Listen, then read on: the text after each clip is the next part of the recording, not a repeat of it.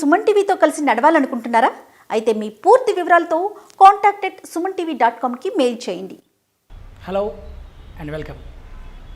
Today we are going to discuss about tenses. Already క్రితం ఎపిసోడ్లో మనము టెన్సెస్ గురించి ఇంట్రొడక్షన్ ఇవ్వడం జరిగింది. ఏ విధంగా మనం వర్బ్స్ వాడాలో ఒకసారి మళ్ళీ ఈ వర్బ్స్ గురించి ఒకసారి చూద్దాం.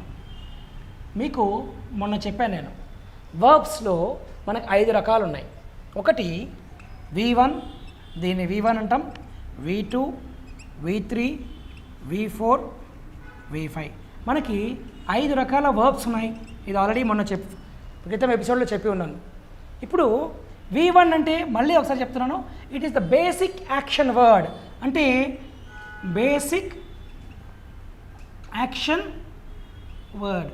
ఎగ్జాంపుల్, ఉదాహరణకి రైట్ అనే పదం ఉంది. దీన్ని బేసిక్ రాయడం, రైట్. దాని తర్వాత V2ని నెక్స్ట్ ఫార్మ్ ఆఫ్ V1 అంటారు. ఇది wrote. V3 past participle of V1, participle of V1 which is known has written. ఏమన్నా మనం? Return. Right, wrote, return.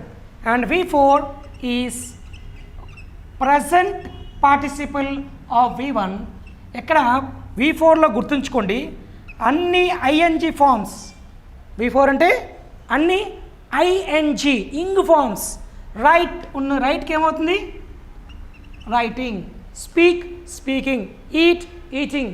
Talk, talking. Next V5 already మొన్న చెప్పాను మీకు, it is a special case where వర్బ్కి S కానీ ES కానీ add చేస్తాం. ఇది కేవలం మనము సింపుల్ ప్రజెంట్ టెన్స్లో వాడతాం.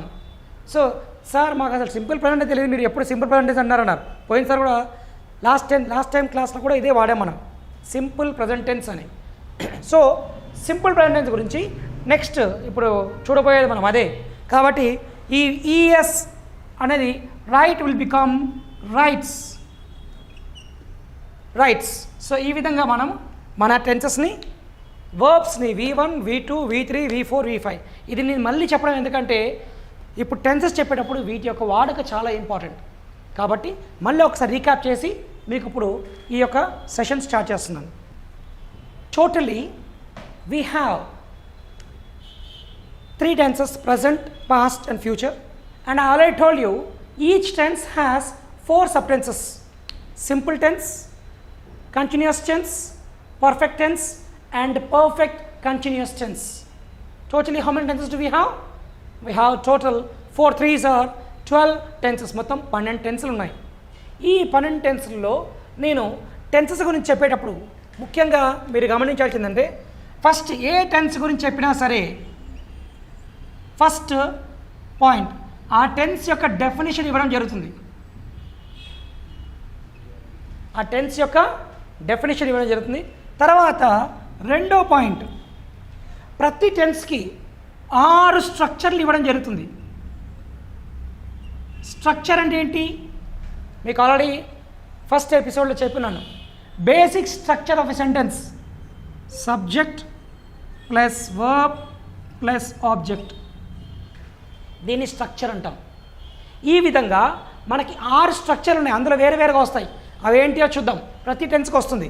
నెక్స్ట్ మూడవది, ప్రతి స్ట్రక్చర్కి నేను మీకు 3 ఎగ్జాంపుల్స్ ఇవ్వడం జరుగుతున్నాయి. గుర్తుంచుకోండి, ప్రతి స్ట్రక్చర్కి 3 ఎగ్జాంపుల్స్ ఇస్తాను. మొదటిది ఐతో ఇస్తాను. ఐ ప్లేస్లో మనం వేరే ఏం వాడలేం. ఐతో మాత్రమే ఆ వాక్యాన్ని వాడగలం.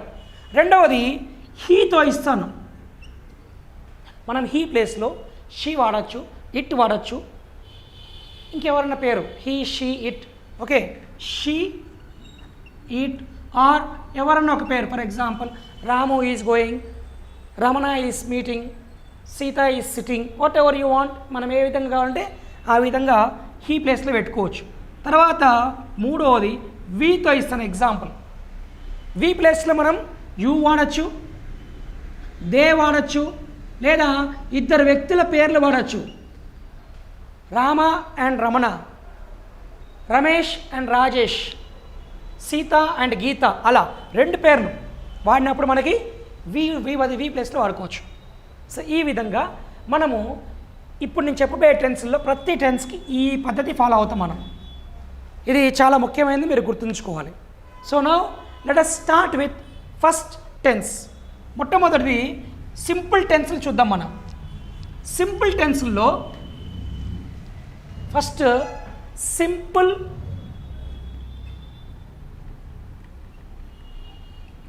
Present tense.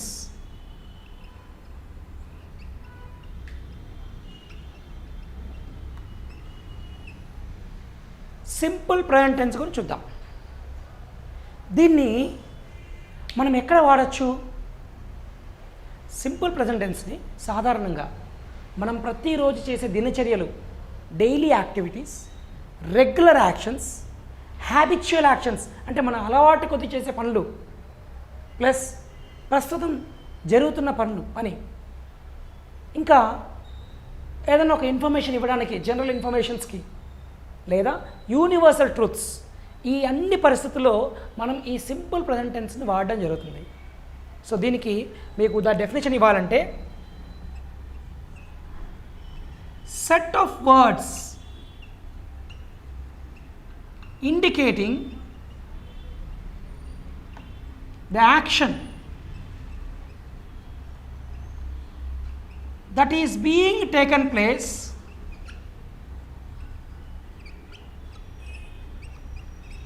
the set of words indicating the action that is being taken place or regular actions or habitual, ఇందాక చెప్పా మీకు, habitual actions or general informations are, ఇంకా ఒకటి యాక్షన్ ఎప్పుడు జరుగుతుంది, regular actions, habitual actions, general information, daily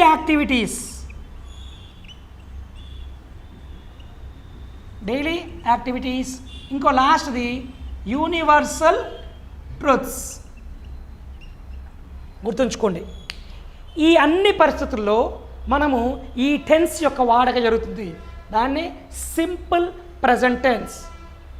ఇప్పుడు action, ఇప్పుడు నేనేం చేస్తున్నా మీకు, ఐ టీచ్ ఎ క్లాస్. నేను చేసేది ఏంటి, I teach a class. Regular action, ఇది కూడా నా రెగ్యులర్ యాక్షనే, టీచింగ్ నా దినచర్య కార్యక్రమం. కాబట్టి ఐ టీచ్ క్లాసెస్,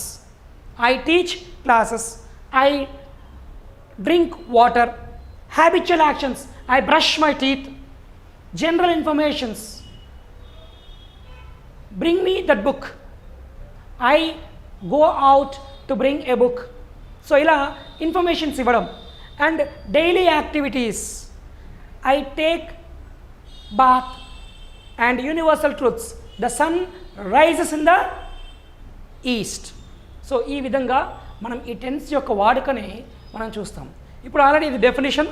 దీనికి ఇందాక మీకు చెప్పినట్టు 6 స్ట్రక్చర్లు ఇవ్వడం జరుగుతుంది. మొదటగా first let us see about structure 1. Structure 1లో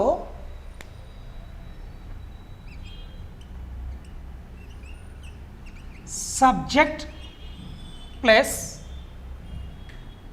V1/V5 plus,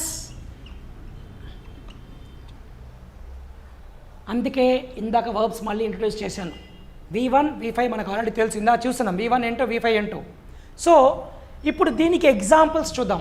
మీకు చెప్పాను 3 ఎగ్జాంపుల్స్ ఇస్తాను ప్రతి స్ట్రక్చర్కి. ఫస్ట్ ఎగ్జాంపుల్ ఐతో ఇస్తాను. ఐ సబ్జెక్ట్, ఐ ఇక్కడ వర్బ్ ఏంటి, right. Object A letter, I write a letter, నేను ఉత్తరం రాస్తాను. రెండవది సబ్జెక్ట్ ప్లేస్లో హీ ఇచ్చాను. He goes to